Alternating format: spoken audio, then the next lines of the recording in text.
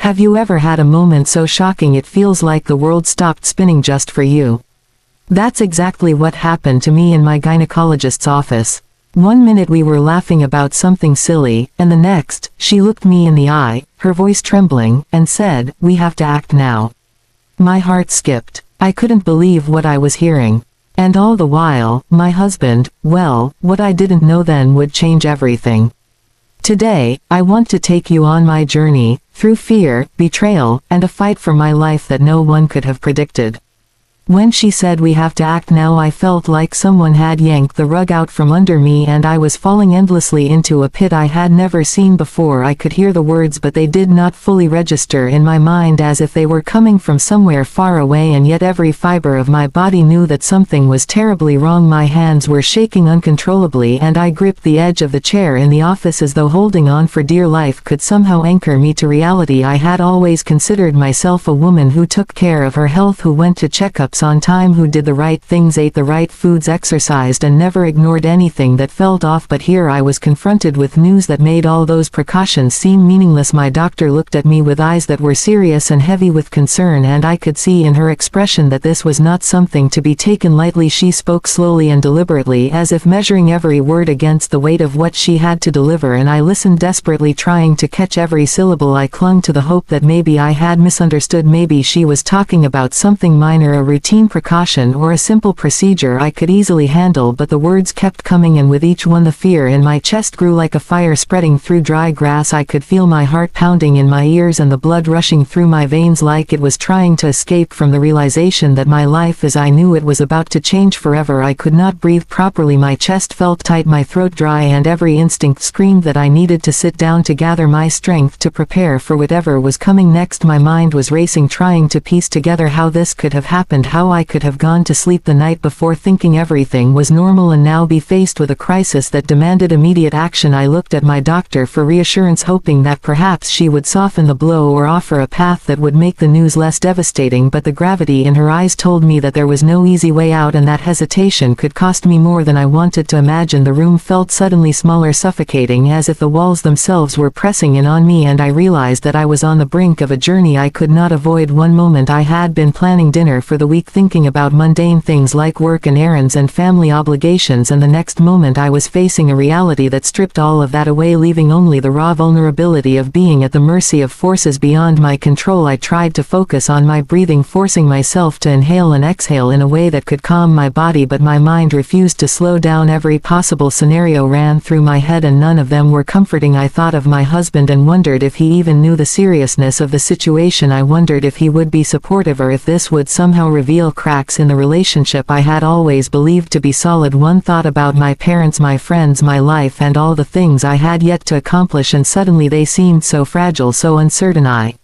could not help but feel a wave of helplessness crash over me and threaten to pull me under. But amidst the fear and confusion, a spark of determination ignited in me, a small yet stubborn ember that refused to be extinguished. I realized that while I could not change what had happened, I could choose how I responded. I could choose to face this head on, to take the necessary steps no matter how terrifying they seemed. My doctor began to outline the next steps, the treatments, the tests, the surgeries, and the appointments, and I listened, trying to absorb every detail while also feeling like I was drowning in a tidal wave of information. My body was tense, my stomach knotted with anxiety, yet I felt a strange clarity beginning to form in the chaos. I knew that I had to act quickly, that waiting was not an option, that the phrase "we have to act now" was not just a suggestion but a lifeline extended to me in a moment when every second mattered. I thought back to the mornings I had rushed through routines, brushing off small aches and pains, thinking they were insignificant. Now I understood that every ignored signal could have been a warning, and that the price of neglecting my health was suddenly staring me in the face. I felt a surge of guilt that I had taken my body for granted, that I had assumed everything would always be fine, and that I had never imagined a scenario where my life could hang in the balance. I clenched my fists under the chair, trying to contain the whirlwind of emotions threatening to spill out in tears, and yet I felt a strange sense of empowerment too, as if acknowledging the danger was the first step toward reclaiming control over my life. I realized that this was not the time to collapse into despair, that action was the only way forward, that that courage was not the absence of fear but the willingness to move ahead despite it. I looked around the office seeing the sterile walls, the medical equipment, the charts and instruments, and it struck me how life could pivot on a single conversation, how an ordinary day could become extraordinary in the most terrifying way. I thought about the moments I had taken for granted, the laughter, the routines, the quiet nights, and the ordinary pleasures of life, and I understood that facing this challenge meant protecting not only my body but the essence of who I was, the right to continue experiencing life fully without being undone by fear. I could feel my pulse in my neck, in my wrists, a reminder that I was alive, that I still had time to fight, to make decisions that could alter the course of my future. I had to call people, I had to plan appointments, I had to rearrange life itself to accommodate this sudden urgent reality, and every decision seemed monumental, as if the weight of survival rested on each choice. I realized too that there was a paradox in all this, that fear and clarity could coexist, that I could feel vulnerable and yet powerful at the same time, that the fragility of life could inspire the fiercest determination I had ever known. I remembered stories I had heard of people who faced crises and somehow emerged stronger, and I drew from them as if their courage was contagious. I repeated to myself silently over and over, we have to act now, we have to act now, until the words felt like a mantra, a call to arms against despair and helplessness. I knew that hesitation could be deadly, that procrastination could steal precious moments that might be the difference between survival and tragedy, and I steeled myself for the path ahead. No matter how difficult, no matter how frightening, I allowed the shock to transform into action and the panic into focus, and in that moment I understood that life had given me a challenge that I could meet, that I could take control in a situation that had seemed completely out of control, that my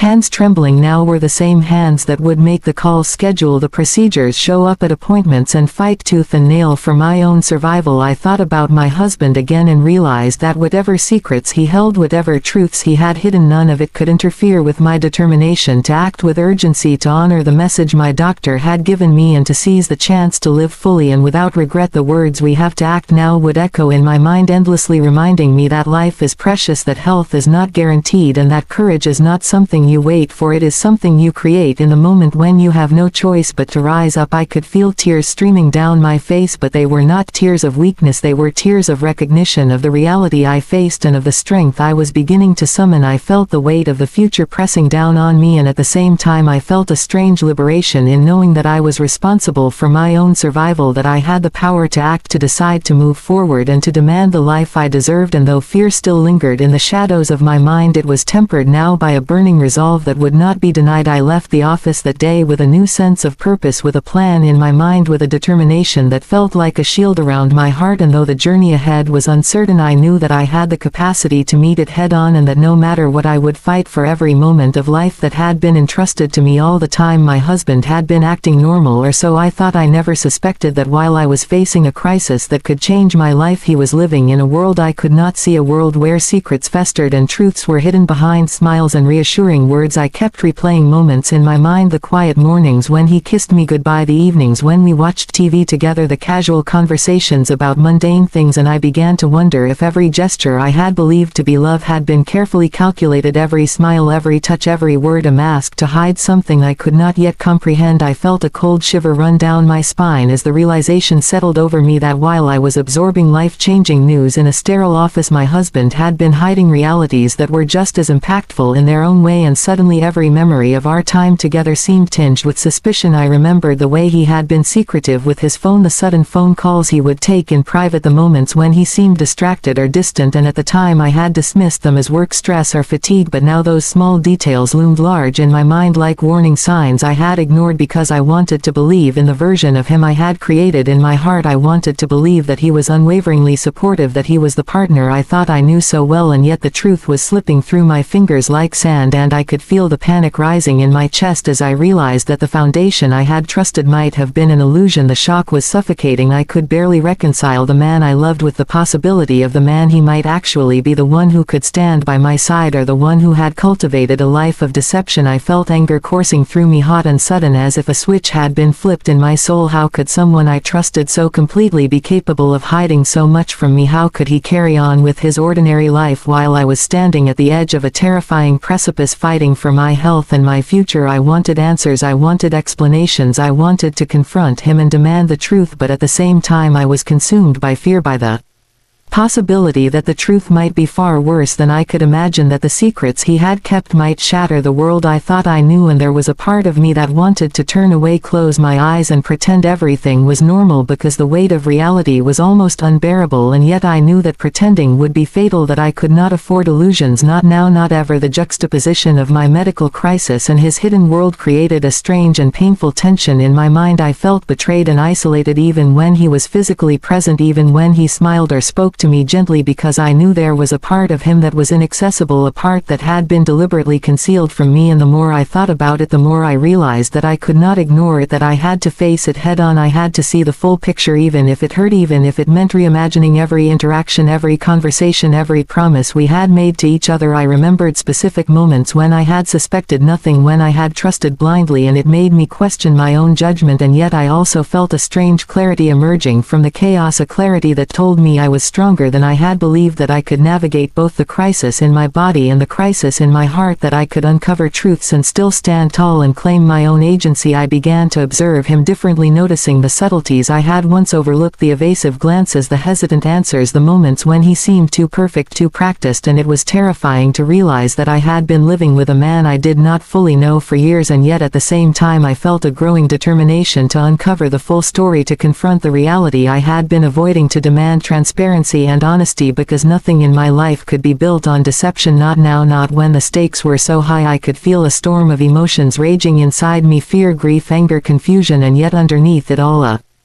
fierce protective instinct for myself and my future that would not be denied. I began to understand that the betrayal was not just about secrecy, it was about the breach of trust, the violation of the bond that I had assumed was unbreakable, the realization that while I had been preparing to fight for my health, he had been living in a parallel reality that excluded me, and it was a painful awakening, a sharp sting that left me reeling, and yet with every pang of hurt I also felt a spark of empowerment, because acknowledging the truth was the first step toward reclaiming control. I could no longer rely on assumptions or appearances. I had to demand clarity, and I had to do it for myself. I remembered the countless times I had defended him to friends and family, the times I had excused his behavior, the times I had minimized my own doubts, and I realized that it was time to stop making excuses for someone else, to stop allowing someone else's secrets to define my reality. And I felt a surge of resolve that I would not be manipulated, that I would not be blindsided, that I would face whatever truths came with courage and with vigilance. I began to take inventory of everything I knew, everything I had observed, everything I had ignored, and I prepared myself to confront him, armed with the awareness that while the path ahead might be painful, it was necessary for my survival and my sanity. I understood that trust once broken could never be fully restored, but clarity could at least offer me a path forward, a way to rebuild my life with eyes wide open and a heart guarded but not hardened. And as I contemplated the confrontation, I could feel the tension building, the anticipation of uncovering what had been hidden, and the fear of the consequences. I knew that my life had changed in ways I could not have imagined, and that I had to face both the medical crisis and the personal betrayal with equal strength and resolve. The thought of facing him filled me with dread, yet also a strange thrill, because I knew that facing the truth, no matter how painful, was the only way to reclaim my power. I imagined the conversation I would have, the questions I would ask, the observations I would make, and the careful attention I would pay to every reaction, every hesitation, every word, and I knew that nothing could be left to chance, that my vigilance would be my armor and my discernment my shield. I felt a wave of sorrow for the woman I had been, the one who trusted blindly, who excused too much, who hoped for the best, and I mourned that version of myself, even as I felt the emergence of a stronger, wiser, more alert version, a version that would not be fooled or betrayed again, a version that would face life head on even when the people closest to me harbored secrets that threatened to undermine everything I held dear. I understood in that moment that the path ahead would be difficult, that the intersection of illness and betrayal would demand every ounce of courage I could muster, and yet I also recognized that I had it within me to navigate this storm, to face the unknown with resolve, and to reclaim the life and trust that had been compromised. I felt the weight of years of trust and expectation pressing down on me, and I realized that I had to lift that weight myself, that no one else could restore what had been broken, and that my survival and my future depended on my ability to confront the hidden truths and to act with clarity, determination, and courage. I knew that the journey would be long, painful, and uncertain, but I also knew that it would reveal my strength, my resilience, and my capacity to endure and emerge not only intact but empowered. And as I steeled myself for what was to come, I felt a strange sense of liberation in knowing that I was no longer blind, that I would no longer be deceived, that I would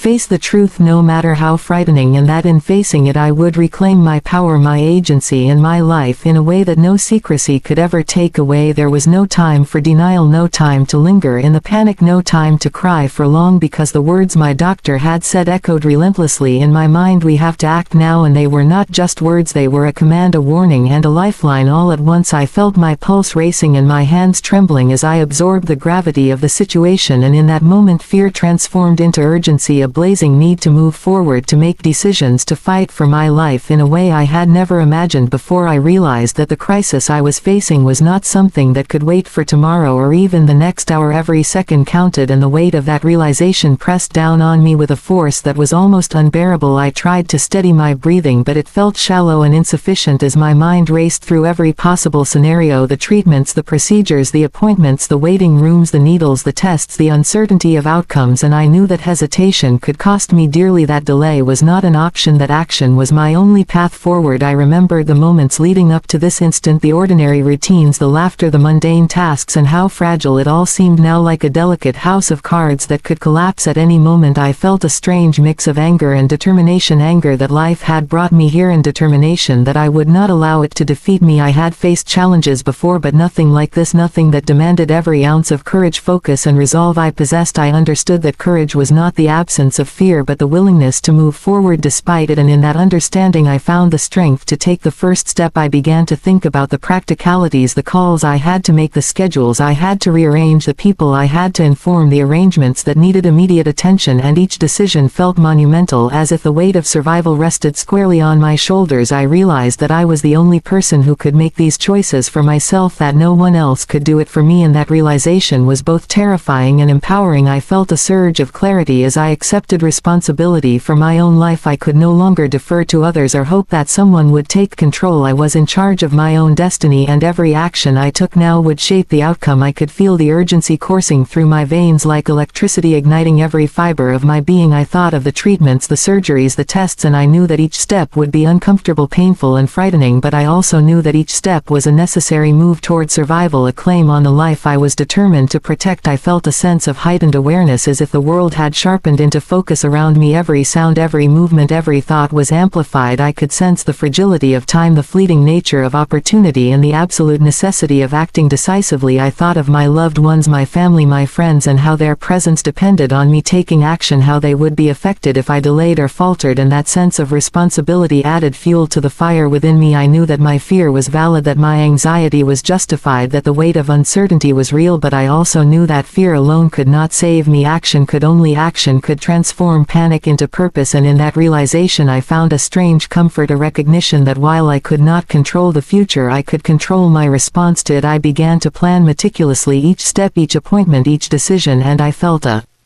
growing sense of agency in the midst of chaos. I visualized the process, the meetings with specialists, the tests, the consultations, the preparations for treatment, and I realized that clarity came from planning and acting, not from wishing or hoping or pretending that everything was fine. I could feel the power of deliberate choice coursing through me, a sense that I was reclaiming control in a situation that had felt overwhelmingly uncontrollable. I also recognized the emotional toll, the exhaustion, the stress, the constant vigilance that would be required to navigate this journey, and I allowed myself a brief acknowledgement of that fatigue before steeling myself again, because there was no time for indulgence in despair, no time for hesitation, no time for second-guessing. Every moment demanded focus and courage. I thought about the people who had faced similar crises, the stories I had read, the accounts I had heard, and I drew strength from them as if their bravery could seep into my veins and bolster my own. I repeated to myself silently over and over, "We have to act now, we have to act now," until the words became a mantra, a clarion call, a rhythm that guided my thoughts, my decisions, and my movements. I began to notice my own body, the tension in my shoulders, the tightness in my chest, the rapid beat of my heart, and I realized that acknowledging the fear was part of the process, that understanding the stakes heightened my awareness and sharpened my focus. I felt a growing resolve that I would not allow fear to paralyze me, that I would channel every emotion into action, and that every decision I made now would be a declaration of my will to survive. I thought about the logistics, the coordination of care, the communication with medical professionals, the research I would need to do, the questions I would have to ask, and I realized that every detail mattered, that nothing could be left to chance, that my attentiveness would be my weapon against uncertainty. I felt a strange exhilaration mixed with dread, a recognition that the road ahead would be difficult, painful, and uncertain, but also transformative, that I was stepping into a version of myself I had never known, a version that was capable of responding to crisis with clarity, courage, and determination. I remembered the conversations with friends and family, the advice I had sought, the guidance I had received, and I knew that while support would be invaluable, the ultimate responsibility rested with me, that my actions, my choices, my resolve would determine the course of my journey, and that knowledge was simultaneously daunting and empowering. I allowed myself a moment to imagine the future, to visualize the successful completion of treatments, the restoration of health, the reclaiming of a life that had been threatened, and that vision filled me with a fierce determination to act without hesitation, to seize every opportunity to safeguard my well-being. I felt a deep connection to the essence of survival, to the instinctual drive within me that refused to yield to fear or uncertainty. I realized that this urgency was not simply about medical intervention, it was about asserting control over my life, reclaiming agency in a world that had suddenly felt precarious and fragile. I could feel the adrenaline coursing through my veins, a sense of heightened awareness and purpose that sharpened my thoughts and focused my energy. I thought about the consequences of inaction, the potential regrets, the lost opportunities, and I knew that every moment wasted could cost me dearly, and so I steeled myself for the tasks ahead, the appointments, the procedures, the conversations, the planning, the constant vigilance, and I accepted that this was my reality, my responsibility, my challenge, and my opportunity to rise above fear and claim the life that was still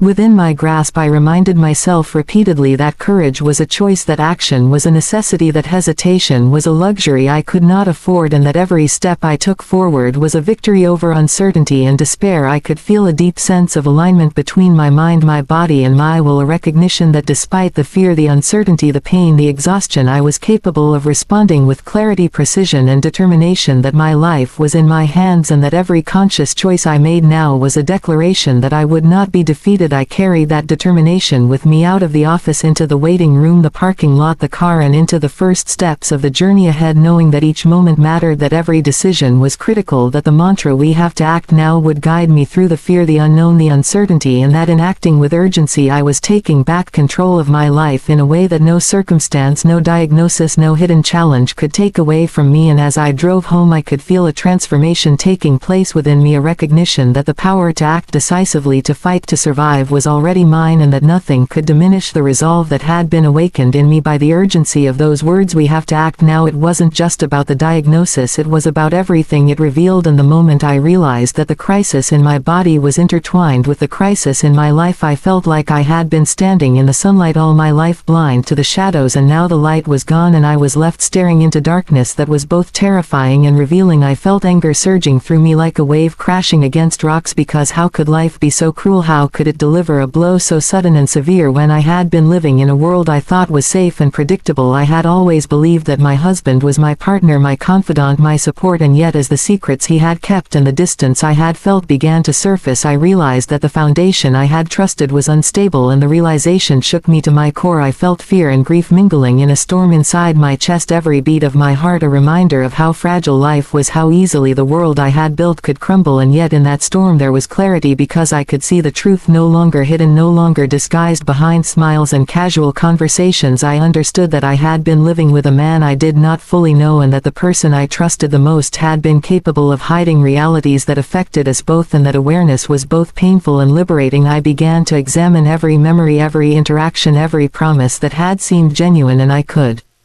feel the weight of betrayal pressing down on me, because the man I had believed in was no longer fully recognizable. The gestures that once brought comfort now felt like masks hiding something deeper and darker than I had imagined, and yet amid the shock I also felt a strange determination taking root, a recognition that while I could not change the past, I could confront the present and shape the future. I felt a mixture of sorrow and resolve, a mourning for the innocence and trust I had given freely, and an awakening of strength that would carry me through the challenges ahead. I realized realized that my life had become a landscape of contradictions, fear and clarity, grief and empowerment, betrayal and resilience, all existing simultaneously, and I had to navigate them with care and courage. I could not afford to collapse under the weight of emotion. I had to act with intention and precision because the stakes were higher than I had ever imagined. I thought about the nights I had spent worrying about small inconveniences, trivial arguments, misunderstandings that now seemed insignificant in the shadow of the truths I was confronting. I recognized that my priorities had shifted, that survival, clarity and honesty had become paramount, and that every decision I made now mattered more than ever. I felt a surge of protective instinct for myself, a realization that I was responsible for my own well-being and that no one else could act with the urgency or understanding that I could summon. I began to notice the details of his behavior more keenly, the hesitations, the inconsistencies, the unspoken tensions, and I realized that the person I had loved and trusted had created a reality parallel to mine, a reality I had been unaware of until the storm hit, and I could no longer ignore the evidence that pointed to secrets carefully kept. I felt my heart ache with the weight of disappointment and confusion because I had invested so much trust, so much love and so much hope into a relationship that now seemed fractured and uncertain. Yet at the same time I could feel a rising sense of empowerment, a recognition that I could no longer be blindsided, that the shock could be transformed into action, that the betrayal could fuel a determination to reclaim agency over my life and my choices. I began to confront the emotions that had been simmering beneath the surface, the anger, the sadness, the fear, and I allowed myself to feel them fully because suppressing them would only delay the awakening of my strength. And yet I also reminded myself that these emotions were not weaknesses, they were indicators that I cared deeply, that I valued my life, my health, my dignity, and that I was capable of responding to adversity with courage and resolve. I felt a strange sense of liberation in acknowledging the duality of my experience, that I could be vulnerable and strong simultaneously, that I could mourn the betrayal and yet rise above it, that I could feel fear and still act decisively, that the emotional tornado I was in was not a cage but a crucible forging a stronger version of myself. I began to visualize the path ahead, the conversations I would need to have, the boundaries I would need to set, the decisions I would need to make, and each step required careful attention to detail because I knew that nothing could be left to chance, that clarity required vigilance and that action required courage. I could feel the tension between my desire to confront the truth immediately and my need to act strategically to protect myself, and I understood that navigating this delicate balance would be one of the greatest challenges I had ever faced. I thought about the people who had been there for me, the friends, the family, the professionals who would help guide me through both the medical and emotional crises, and I realized that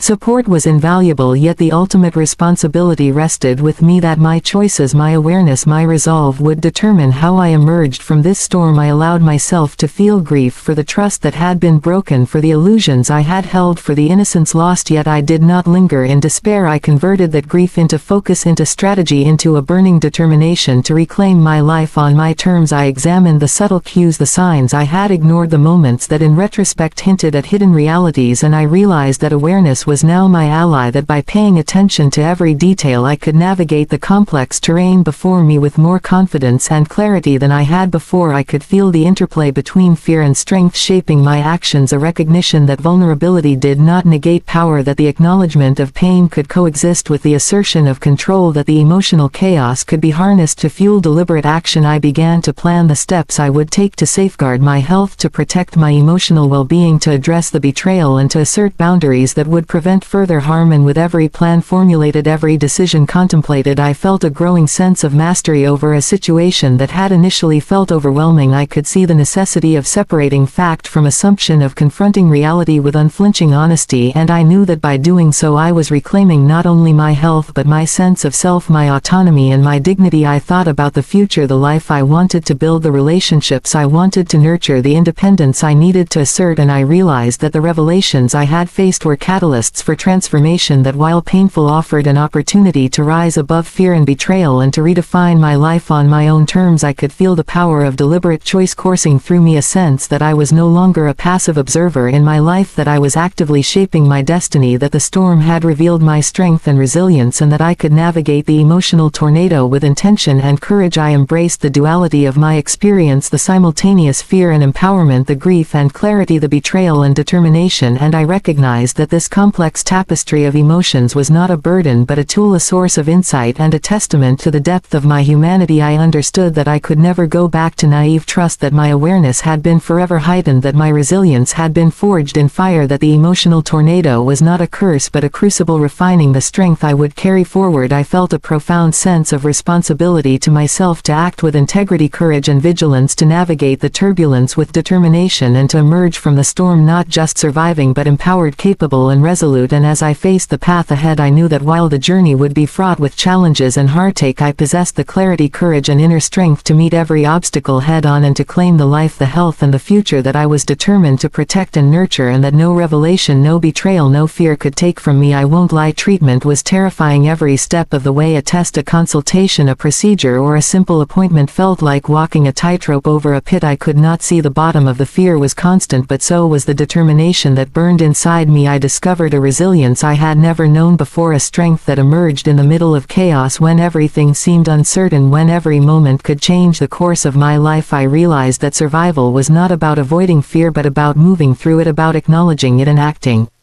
anyway. I felt the weight of responsibility pressing down on me because the decisions I made now were critical, not just for my life but for my sense of self and my future. I could not rely on anyone else to act with the urgency or awareness that this moment demanded, and that realization both terrified and empowered me. I began to notice the small victories, the tiny steps forward, the moments when I had pushed through fear and uncertainty and survived them, and those victories became fuel for the next step, a reminder that I could endure, that I could act decisively, that I was stronger than I had believed. I remembered feeling isolated at times in the waiting rooms, the sterile smell of antiseptic, the sounds of machines and footsteps, and the hushed voices of other patients. Each encounter a reminder that life could change in an instant and that uncertainty was the only certainty. And yet I also began to see the beauty in human connection, in the support offered by nurses, doctors, family, friends and even strangers. A kind word, a reassuring touch, a smile that reminded me I was not alone. I realized that while courage came from within, support from others could amplify. It could remind me that I had allies, that I could draw strength from the compassion of those who had walked similar paths, and in that recognition I felt a sense of community, a subtle but powerful reinforcement that I was not facing the storm entirely by myself. I also became acutely aware of my own inner voice, the thoughts that tried to convince me I could not endure, that whispered doubts and fears, and I learned to challenge them, to replace them with mantras of determination, to repeat silently to myself over and over, I can do this, I will survive, I am stronger than fear. And in that repetition I could feel a shift, a subtle transformation, as doubt gave way to resolve, as panic gave way to focus, as despair gave way to courage. I thought about the nights when exhaustion threatened to overwhelm me, when the pain, the fear and the uncertainty pressed down relentlessly, and I learned to find small islands of calm, to breathe, to center myself, to remind myself that each day I endured, each action I took was a victory, and that the accumulation of those victories would carry me through the most difficult moments. I began to approach each challenge strategically, each decision deliberately, and I realized that resilience was not just about raw strength, it was about planning, focus and the conscious application of courage in the face of adversity. I could feel the interplay of emotions coursing through me, the fear, the sadness, the anger, the hope, and I learned to embrace them all, not as weaknesses but as tools, as indicators of what mattered most to me and as fuel to propel me forward. I remembered the moments when I had almost given in, when despair had nearly taken hold, and I recognized the power in choosing to stand despite it, in choosing to act despite uncertainty, in choosing to fight despite fear. I understood that survival demanded both humility and audacity, that I had to respect the danger, acknowledge the difficulty, and yet assert my own capacity to endure and to overcome. I could feel my awareness sharpening with every challenge I faced, noticing details I had once overlooked, understanding procedures more fully, asking the right questions, making informed choices, and I realized that knowledge was a form of power that could fortify my courage and guide my actions. I also became aware of the psychological toll of navigating a prolonged crisis, the exhaustion, the moments of doubt, the emotional roller coaster, and I learned to pace myself, to find moments of rest, to cultivate small practices of care, and to acknowledge my own limits without surrendering to them. I could feel the interplay of vulnerability and strength, a recognition that admitting fear did not mean giving in, that expressing doubt did not mean weakness, that allowing myself to feel fully was part of the process of acting fully and effectively. I began to see my own transformation, the emergence of a version of myself that was capable of responding to extreme stress with focus and resilience, that could navigate the uncertainty of illness with intention and courage, and that could face betrayal and hidden truths with clarity and determination. I reflected on the power of choice in each moment, to act decisively, to pursue treatment, to advocate for myself, to refuse complacency, and I recognized that these choices were the foundation of my survival and my emerging strength. I thought about the relationships that mattered to me, the support networks that sustained me, and I realized that part of resilience was also knowing when to reach out, when to accept help, when to trust others to contribute to my journey, and that learning to balance independence and reliance was critical to navigating the storm effectively. I could feel the subtle shifts within me, the growing confidence, the quiet certainty that I could meet each challenge as it came, that I could make informed decisions, that I could endure the discomfort, the fear, and the uncertainty, and that each step forward was an affirmation of my will to survive and to reclaim my life. I began to notice patterns in my own reactions to stress, noticing when fear threatened to paralyze me, when doubt crept in, when fatigue undermined focus, and I developed strategies to counteract them: mental rehearsals, deep breaths, mantras, small victories, all tools to reinforce my resilience and strengthen my capacity to act decisively. I also reflected on the lessons embedded in this journey, that fear could coexist with courage, that uncertainty could coexist with clarity, that vulnerability could coexist with strength, and that embracing the complexity of emotion was part of what enabled me to navigate the challenges effectively. I felt a profound appreciation for my own perseverance, for the capacity to endure, for the ability to transform fear into action and despair into determination, and I recognized that this internal fortitude was as vital to my survival as the medical treatments themselves. I allowed myself moments of gratitude for the professionals who guided me, for the friends and family who offered support, for the inner voice that reminded me repeatedly that I was capable of enduring and overcoming, and in that gratitude I felt a sense of connection, a reinforcement of purpose, a subtle but potent source of energy to continue pressing forward. I understood that resilience was not static, that it ebbed and flowed,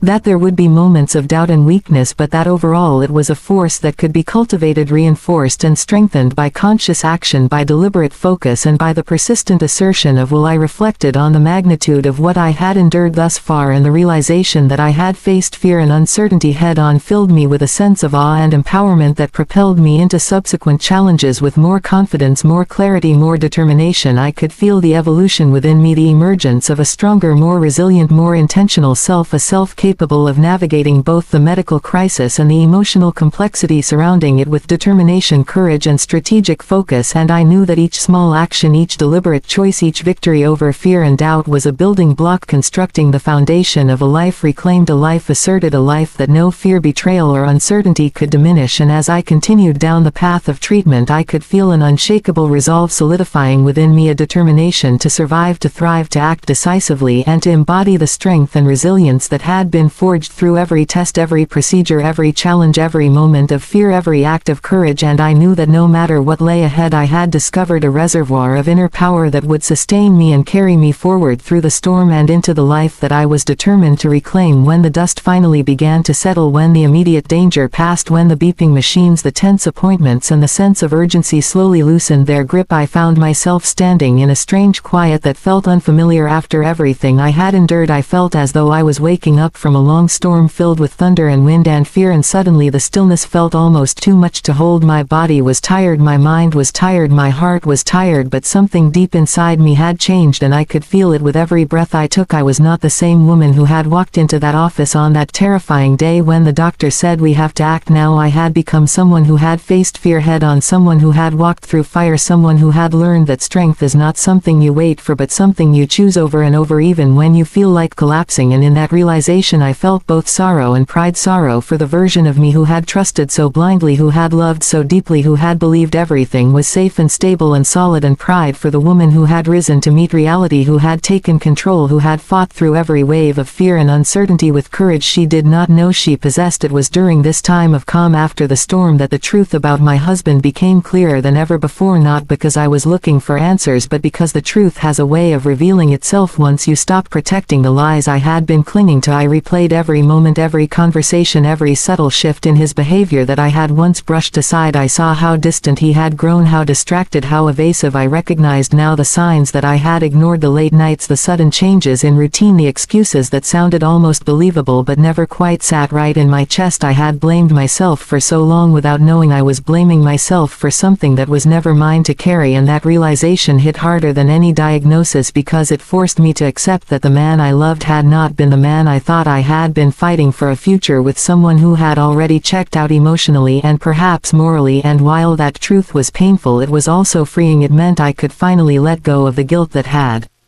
been eating at me, the guilt that whispered maybe I should have noticed sooner, maybe I should have been better, maybe I should have known, but the truth was I had done everything I could with the information I had trusted and loved and hoped, and none of that was wrong, even if the person I gave that love to did not deserve it. The clarity that came after everything felt like a light turned on in a room that had been dim for years. I could see myself reflected in that new light, stronger, wiser, more aware. I realized that this experience had stripped away everything false, everything fragile, everything pretending to be real, and what remained was the truth of who I was and who I was becoming. I began to rebuild my life piece by piece, not in a rush, not in fear, but with intention. Every decision I made now came from a place of strength, not desperation. I chose what gave me peace, I chose what nourished me, I chose what aligned with the woman I had fought so hard to become. I found that I no longer feared solitude because I had learned I could trust myself more than anyone else. I no longer feared uncertainty because I had walked through it and survived. I no longer feared vulnerability because I had lived it fully and discovered that pain does not break you, it reveals you. I reconnected with people who had shown genuine care during my darkest days, people who offered support without expecting anything in return, people who did not disappear when things got heavy. Their presence reminded me that love is not defined by grand gestures or perfect appearances, but by consistency, honesty, compassion. I also discovered new passions and interests, small things at first, small joys that reminded me that life could still be beautiful even after so much pain. I found joy in moments I once overlooked, sunlight on my face, the comfort of a warm drink, early morning stillness, laughter that bubbled up unexpectedly, the sound of my own breath steady and strong, a reminder that I was still here, still fighting, still growing. I found myself dreaming again, not the same dreams as before, but new ones built on a foundation of truth and self-worth, dreams that did not depend on someone else loving me or validating me, dreams born from my own desires and hopes and not from fear of being alone. I also realized that forgiveness was part of my healing, not forgiveness for him, but forgiveness for myself, for the times I doubted my own instincts, for the times I stayed silent to keep the peace, for the times I tried to fix things that were never mine to fix. Forgiveness came quietly, not in a grand gesture, but in a soft sigh. One morning when I realized that holding on to guilt only chained me to a past I was no longer living in, slowly, steadily, I began to feel at home within myself again. I saw the strength in my reflection, the resilience in my posture, the wisdom in my eyes. I realized that this journey had taught me that life is fragile, unpredictable, and often unfair, but it also taught me that I am capable, stronger than I ever realized, and worthy of a life filled with honesty, peace, and love that does not hurt. I knew then that whatever came next, whatever challenges or changes or surprises lay ahead, I would meet them with the same determination that had carried me through the darkest moments of my life. I would trust my instincts, listen to my heart, and never again silence myself for the comfort of someone who did not deserve my devotion. I understood now that the road ahead was mine to walk, mine to shape, mine to choose, and that knowledge filled me with a power so quiet yet so profound it felt like a second heartbeat inside me, a steady rhythm reminding me that I had survived, that I had risen, and that I was now walking into a future I had rebuilt with my own strength. And as I continued forward step by step,